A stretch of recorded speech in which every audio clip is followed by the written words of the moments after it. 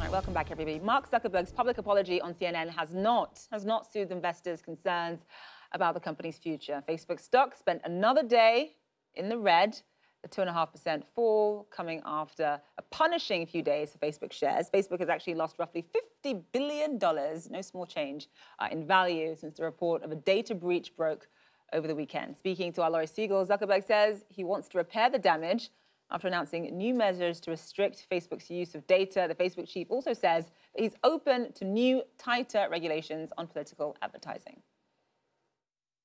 I actually am not sure we shouldn't be regulated.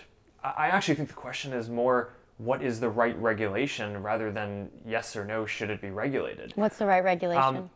Well, there's some basic things, then I think that there's some big intellectual debates. On the basic side, there are things like ads transparency regulation that I would love to see, right? If you look at how much regulation there is around advertising on TV and print, it's just not clear why there should be less on the internet. And Zuckerberg did speak off camera to other publications as well. He told Recode that he sometimes feels uneasy with the responsibility of being such a powerful chief executive, quote, saying, "I feel fundamentally uncomfortable sitting here in California in office, making content policy decisions for people around the world. I mean, who chose me to be that person that did that?" During his conversation with CNN, Zuckerberg reflected over his past mistakes. You've been the leader of Facebook for 14 years? Is it 14 years now? Yeah, we started in 2004. Whew. Looking back on all your time, because we don't get to hear personal Mark that often, do you have any moments you look at that are regrets or anything if you could look at one moment as something you regretted that you really wish now you could have changed or you could have done, what would it be? Oh, I don't know. There are so many mistakes that I've made. I started this company when I was 19.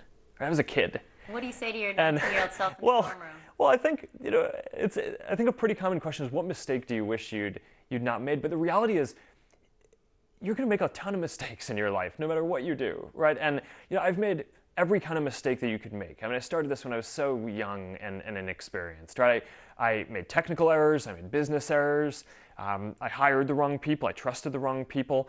I've probably launched more products that have failed than most people will in their lifetime. But I think the thing that makes Facebook work for people is not that there weren't mistakes, it's that we learn from them, right? And that's the commitment that I try to have inside our company and for our community, is that, yeah, you're not going to get everything right. The world changes, right? There are going to be new challenges that come up. And earlier, I spoke to PR guru and CEO of the Geek Factory, Peter Shankman, and I asked him what he thought of Zuckerberg's handling of the crisis and what the secret was to a good apology. You don't turn the situation into making you the victim. When I heard his apology, somehow I was thinking, like, he wants us to feel sorry for him. I was young when I started this. I was a child when I reached my first $1 billion in revenue. I'm sitting there going, this is a tough life. I feel for this multi-mega millionaire. It's very difficult. The issue really is the fact that this is not new, okay? In one way or another, I looked it up. Zuck has given no less than 7 apologies in the past 10 years for things that Facebook has done wrong. How is this one different? It's not. If you look at it, it's the only reason it's different is because it's a bigger story. And it ties into everything else that's currently going on in the era of privacy, in the era of data hacking, of Experian, and all of those things that happen where we're sort of accepting we have no privacy. But here's the thing. If you really want your privacy, maybe you shouldn't give it all to Mark Zuckerberg so you can look at pictures of the car of a friend you went to high school with 30 years ago. That's really where it comes down. So are we to blame just as much as Zuckerberg? No one's really to blame, except that we're not really thinking this through. We're complaining that our privacy's been abused, that we freely gave so that we could play Farmville. However, you bring up an important point, and that is the fact that Mark Zuckerberg may have wanted to engage our sympathy, which, you can't blame him for. Right, that's what PR people do. Fair enough. However, he did list ways in which he made serious errors. Yes. And also, he listed ways in which he could have done better and changes he's going to make going forward. That's the key. Is that enough? Let's see if that happens. It's very easy to say, you know what?